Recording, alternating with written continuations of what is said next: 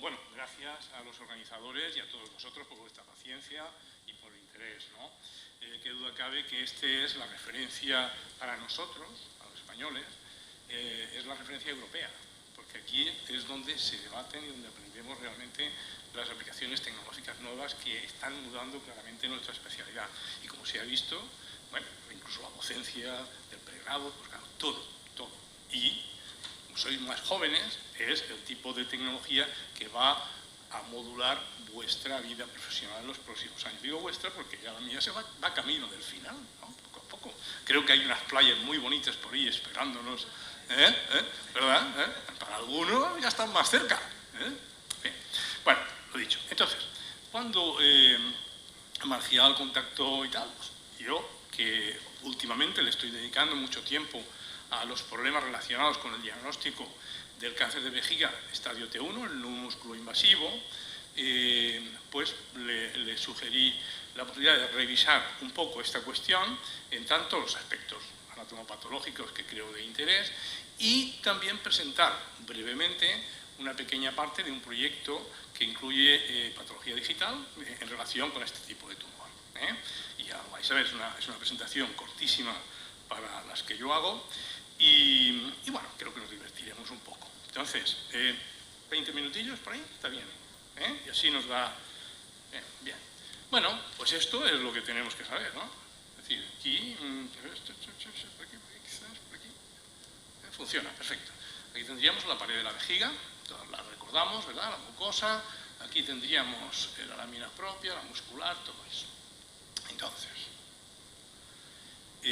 está claro, sabemos todos, no es nuevo, que la TNM, bueno, pues establece como el T1 como el tumor con invasión de la camada del área subepitelial, ¿verdad?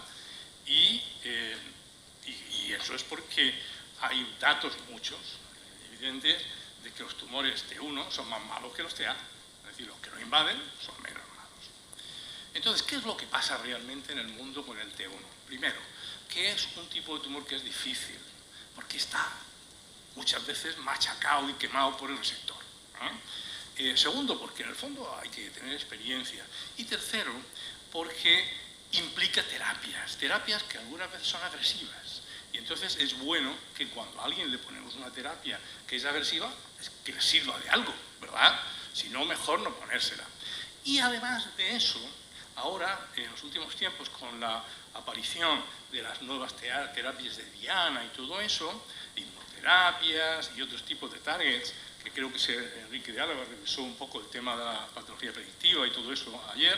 Bueno, entonces, en concreto, en este área del tumor T1 hay un grupo grande de tumores en el cual hay un porcentaje que se controlan bien urológicamente. Resecciones, citologías, BCG y todo eso. Y luego hay un grupo que progresan y se hacen tumores más malos que la quina. Y en ese grupo quieren empezar a aplicar inmunoterapia, y hay datos muy buenos, y otras nuevas drogas como inhibidores del factor del crecimiento, del receptor 3 del factor de crecimiento epidérmico y una serie de dianas de target. Por tanto, es un área a la cual al patólogo se le está demandando hacerla bien, hacerla perfecta. Si decimos que esto es un T1, que sea un T1 de verdad. Entonces, por eso es por lo que este es un área de gran expansión. Bueno, y aquí está un poco el outline de la presentación. Pues ver un poquito la cuestión esta aquí está, de la lámina propia, ver la cuestión anatómica, la reproducibilidad del T1, algunos aspectos metodológicos y de su estadificación, que es uno de los grandes elementos y es donde precisamente nosotros estamos haciendo este proyecto de patología digital, y los mensajes. Voy muy rápido, así os despertáis, ¿no? Qué malo que soy. Bien, entonces aquí tenemos esta es de una cistectomía parcial, ¿vale? Entonces veis el epitelio aquí, el urotelio, la lámina propia, fijaros, la muscular mucosa y la muscular. Veis que aquí, ¿ves? Eso es lo que corresponde a la resección anterior. Y este es el primer punto que quería dejaros. Llevar cuidado porque frecuentemente lo que estamos analizando ya ha tenido resecciones anteriores y lo que estamos viendo está muy cicatrizado y entonces todo nos parece invasivo o nada nos parece invasivo. Y entonces podemos, y de hecho nos equivocamos con cierta frecuencia.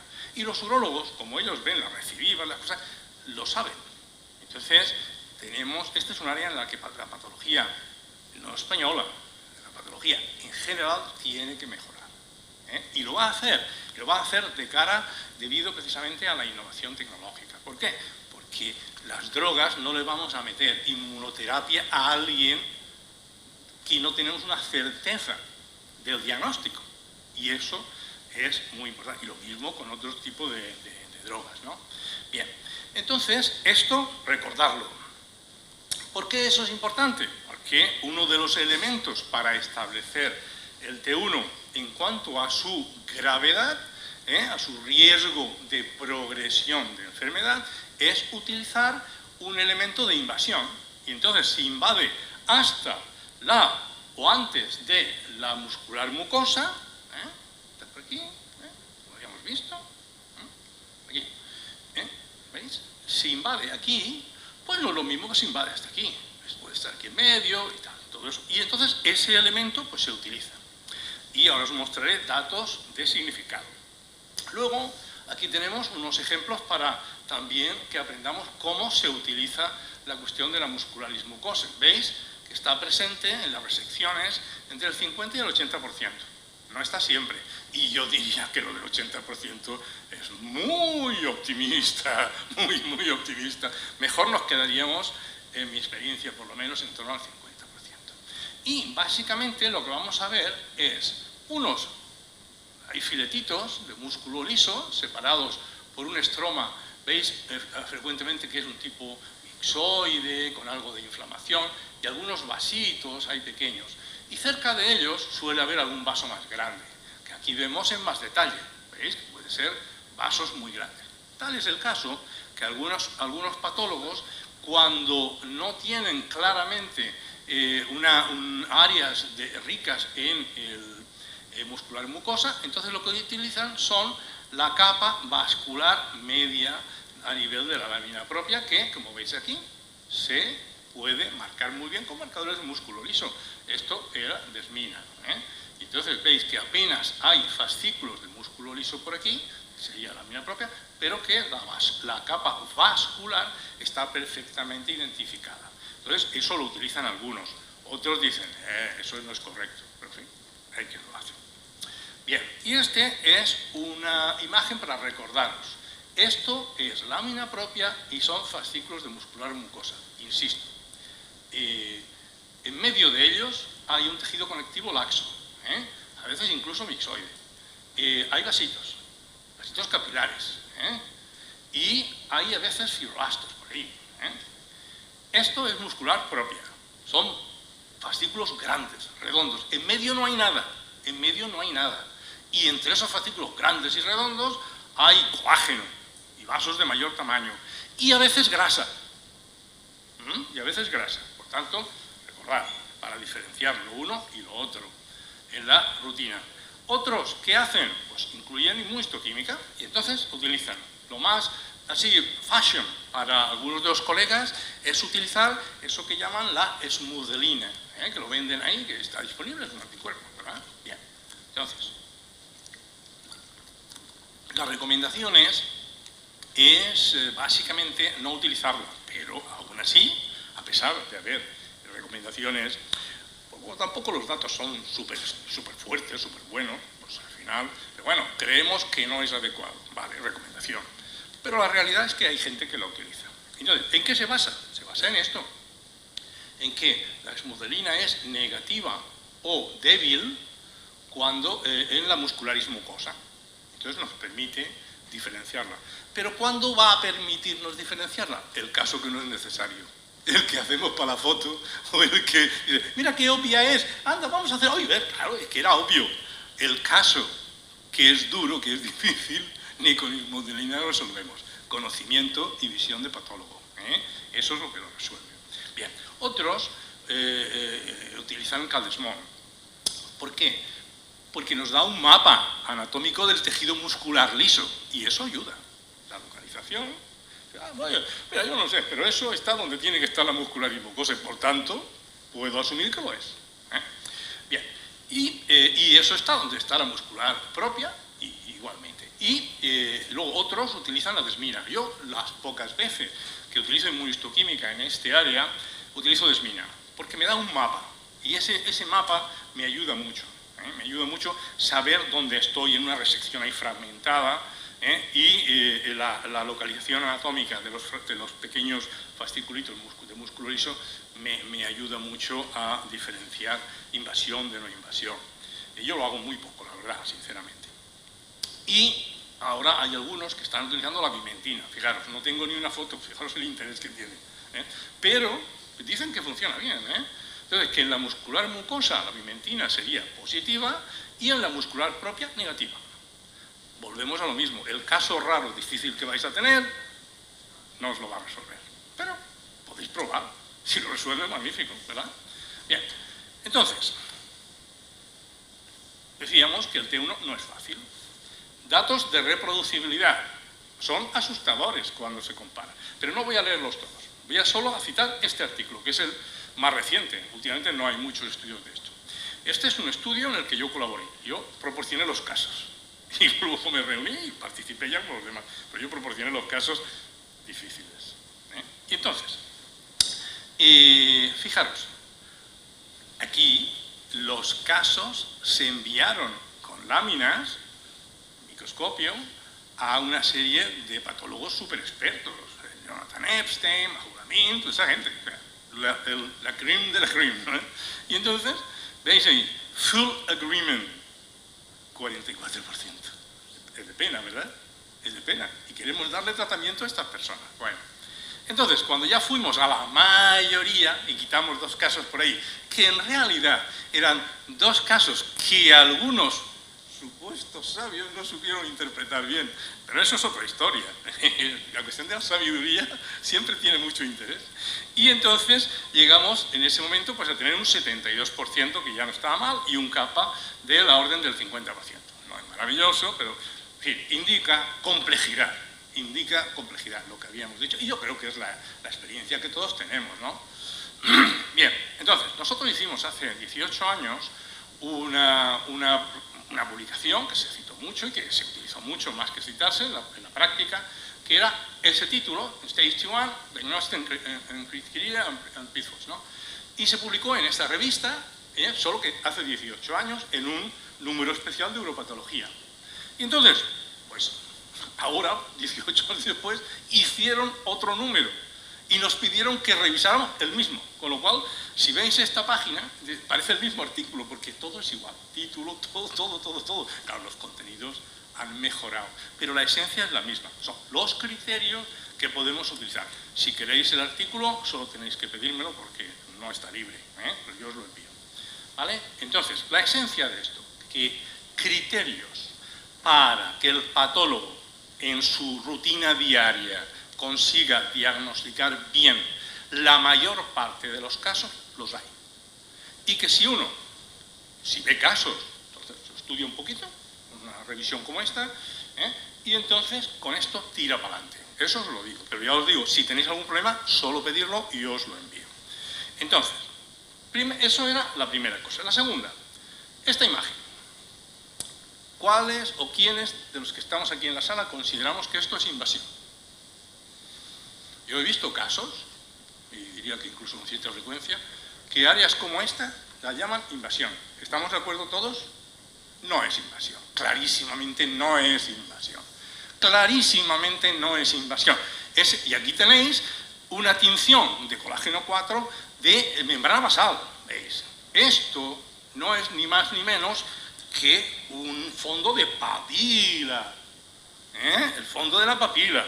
Y a veces, no parece tal, pero no, para nada. Ese aspecto así redondito, vasitos aquí y allí, las células son iguales que estas y que estas, exactamente iguales. Eso no es invasión, no es invasión, punto, ¿vale? Y entonces el artículo básicamente es esto, tenemos los criterios que nos llevan a establecer este tipo de situaciones como no invasivas.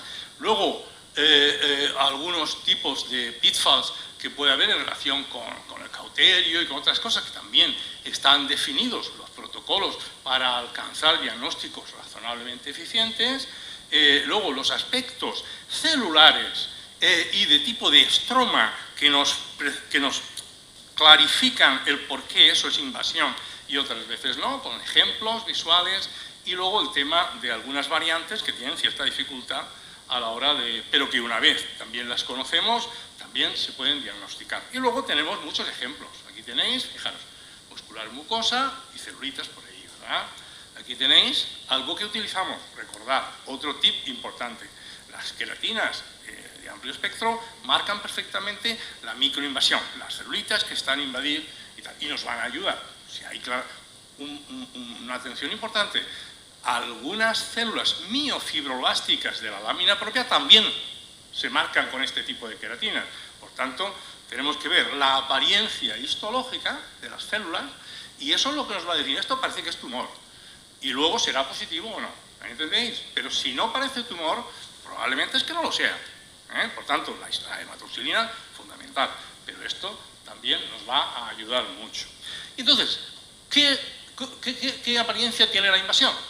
La vamos a ver en el eje de las papilas, en la base, poquito en general. Aquí tenéis un ejemplo, células individualizadas. Bueno, pues tan invasión como otra, solo que hay poquito. O bien puede haber mucho más. Aquí, en la base, aquí sería la muscular mucosa y aquí mucho más, ¿verdad? Y entonces, pues resulta que todos estos niveles de invasión tienen un significado pronóstico, en tanto en cuanto predecir aquellos casos que van a progresar y que por tanto serán tributarios de unas terapéuticas diferenciadas. Y entonces llegó el comandante, como decía la célebre canción cubana, tan bonita, ¿no? Y entonces llegó el comandante, refiriéndose a Che Guevara, y en la cual el doctor Chen hizo este paper que es de 20 años por ahí, pero que él dijo, no, eso de la muscular mucosa, eso es muy primitivo, no, micrométrico. Y él utilizó el micrómetro que utilizábamos para medir los Breslows de los melanomas. Y entonces demostró que efectivamente aquello era valioso para predecir la progresión tumoral.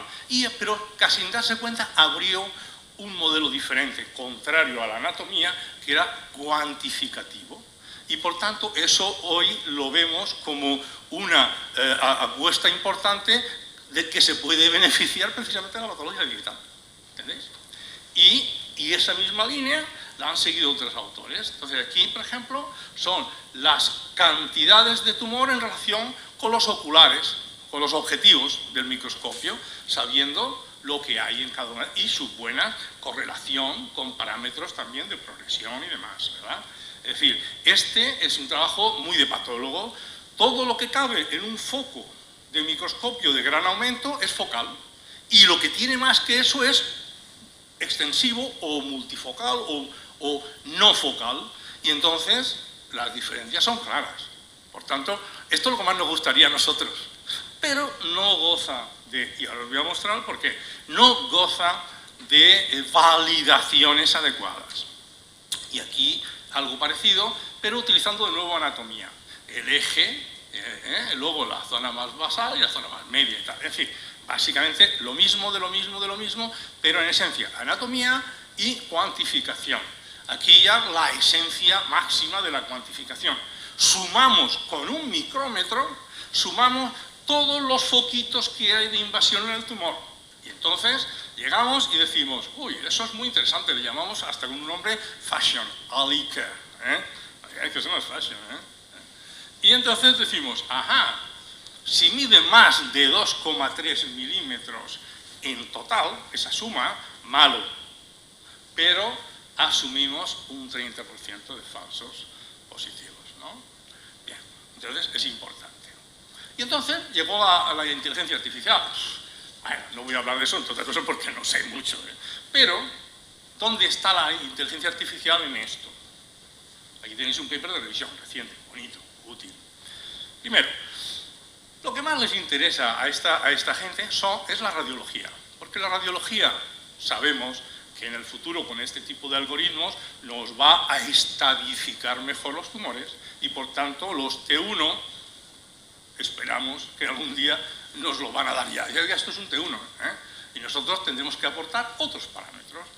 O los casos que la queridísima inteligencia artificial no sea capaz, que también los hay y los habrá, ¿eh? Bien, entonces ahí es donde está trabajando con el grado, ¿eh?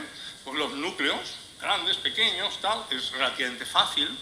Está trabajando también con Big Data, para establecer factores pronósticos, predictivos, respuesta. Ya se ha dicho antes, creo, no sé quién fue, hay algoritmos, y en Vejiga hay una publicación preciosa sobre eso, que permiten hacer un screening de alteraciones moleculares y de clasificación molecular taxonómica basada en hematoxilina, eosina y inteligencia artificial. Pero no me parece extraño, porque si sabemos que las alteraciones principales en el cáncer de vejiga a nivel molecular son los genes de las cromatinas, no me sorprende que los algoritmos estos sean capaces de ver, no mejor que nosotros, que no es así, pero ser más consistentes, más consistentes, y no necesitar que tengas el pelo así, 50 años ahí, chupando vejigas para ser cojonudo.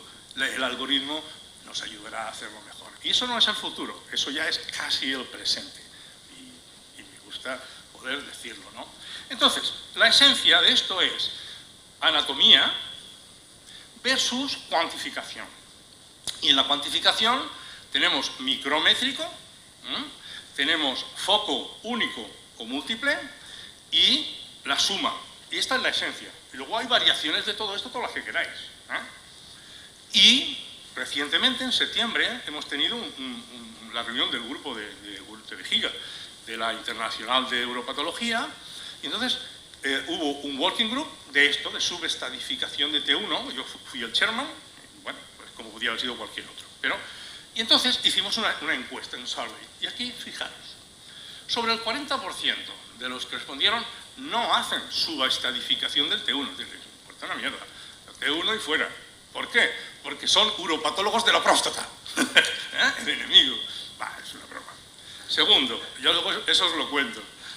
Segundo, de los que respondieron, fijaros, el 52% eligió métodos cuantitativos sobre los métodos histoanatómicos, ¿no? Y de los que respondieron, pues la mitad aproximadamente creen que efectivamente es un parámetro importante clínicamente y que puede ser relevante en el mundillo de la terapia y todo esto. Entonces, para saber un poco dónde andamos. Y entonces revisar, no vamos a ir a detalle, ¿cuál es el elemento clave? Progresión tumoral, punto. Eso es lo que nos interesa. Y es lo que les interesa a los urólogos, porque ahí es donde ellos van a mudar, y ya se está haciendo en Estados Unidos, van a mudar la actividad terápica. Y entonces van a exigir un T1 muy bien hecho, igual que el Gleason. El Gleason, chorradas, todo lo que tú quieras, pero tenemos que hacerlo muy bien, porque implica terapias con diferente agresividad, ¿no? Entonces es muy importante que tomemos conciencia de ello. Entonces, una suma, esto es de un trabajo antiguo, pero la verdad, utilizando la cosa esta histoanatómica, pues la mayor parte de los estudios dicen que sí, que es buena, ¿no? Que es útil. Esto es una meta-análisis en este trabajo de Parisi, que son magníficos, porque han estudiado todos y cada uno de los papers que se han publicado en la literatura. Ahí están todos. Con criterios, esta así de mayor aumento, me veis, con criterios oncológicos, Y entonces te dicen esto que sí, este que no, y tal y cual. Y concluyen, creo que lo tenía por aquí, concluyen que sí, que esto es interesante, pero que nos hace falta, primero, mejor definición de los criterios tecnológicos, segundo, más ensayos clínicos para claro, verificar que esto funciona de verdad, ¿no? Y tal. Y entonces, volvemos a lo mismo, llegó el comandante y aparece esta publicación. En la misma publicación, que es muy reciente, de hecho salió cuando estábamos en el simposio en la reunión esta de vejiga, en septiembre, ¿no? Y entonces sale este artículo, que es muy reciente, como ves, y ellos analizan, digamos, a todos pero sí los grandes métodos. Y entonces analizan la invasión, el nivel de invasión, el foco mayor de la invasión, el agregado, el ALICA, el número de focos invasivos con independencia del tamaño, la muscular, mucosa, y el focal versus extensive basado en el objetivo, ¿verdad? Y entonces dicen, ajá, estos dos nada, nanay. Pero estos 4 pueden tener potencial. Como nosotros andábamos con esto de aplicar la digitalización, pues utilizamos este criterio en la fase inicial. Y entonces, en este estudio que estamos haciendo, y que esta es la primera parte de él, bien, hemos decidido validar inicialmente esto, porque pensamos que ahí no está el asunto, ¿no?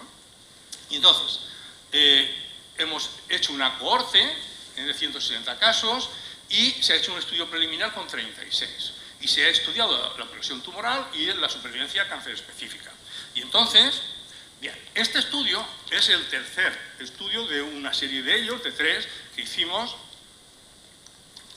2 de ellos ya están publicados con la próstata, los márgenes y la cuestión de la extensión extraprostática, y el tercero que estaba colgado ahí, que era el de la vejiga del T1, con la doctora Metka Olajic de Eslovenia. Entonces ella se ha ocupado de conseguir los casos y los ha digitalizado y me los ha mandado a mí. Entonces, son casos de Eslovenia y son casos que están digitalizados con un Hamamatsu. Yo tengo Philips, pero esta vez he trabajado, la verdad, magnífico. Y aquí tenéis unos ejemplos de medidas, ¿no? Y entonces, hemos visto que estudiando la cuestión de la progresión, y hemos estudiado esto, pues, por ejemplo, para la invasión de 1.4, el foco mayor de 3 o igual de 3,6, el tema del ALICA superior a 8 milímetros y la cuestión de un foco versus más y todo esto. Entonces, nos ha salido ya significativo para la progresión, ¿veis? El foco mayor de 3,6 milímetros. Y nos ha salido también para la supervivencia de cáncer específica. Quiere decir que ahí es donde vamos a completar el estudio con estos parámetros y con otros nuevos que estamos gestionando. Completaremos la serie y esto, pues para Navidad, enero, tal, estará escrito y enviado. Pensamos que, es decir, la idea es que posiblemente lo ideal sería considerar ese foco único de mayor invasivo, paciente, de 3,6 milímetros es mucho de invasión. Y entonces, lo que en realidad pensamos es que de esa manera estamos detectando lo que sería no el PT1 muy invasivo, sino el PT2A, el PT2 muy superficial. Y eso es rompedor, es una idea que no se ha planteado nunca y se va a plantear vía patología digital. Y eso era, pero por lo menos es interesante para discutirlo y pelearlo. Y muchas gracias.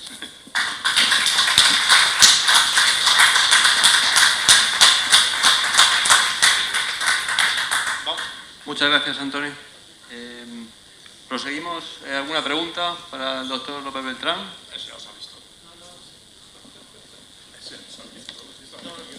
A ver, aparte de que aprendemos siempre contigo, uropatología, una pregunta que se me ocurre al ver cómo habéis hecho sobre todo este último trabajo es, y ahora que con patología digital es tan fácil segmentar y medir no solamente longitudes en relación con lo que comentabas, ¿no?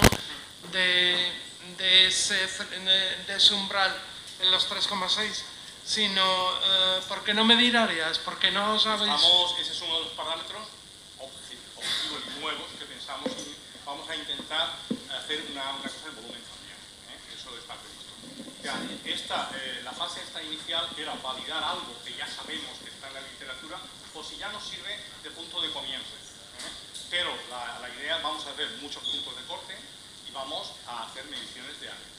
Pero ahora, también te digo una cosa, los estudios que se han hecho, se va a hacer porque, claro, para darle una, digamos, mayor fuerza a la idea esta de que creo que estamos seleccionando algo que no sabíamos dónde estaba, que era el PT2A, que sí que existe, pero que no. Y entonces yo creo que simplemente es lo que tenemos aquí. Entonces, los estudios clásicos que se hicieron con morfometría y con lo que podían de volumen, nunca pasaron de ahí. Nunca llegaron a aportar una información que fuera...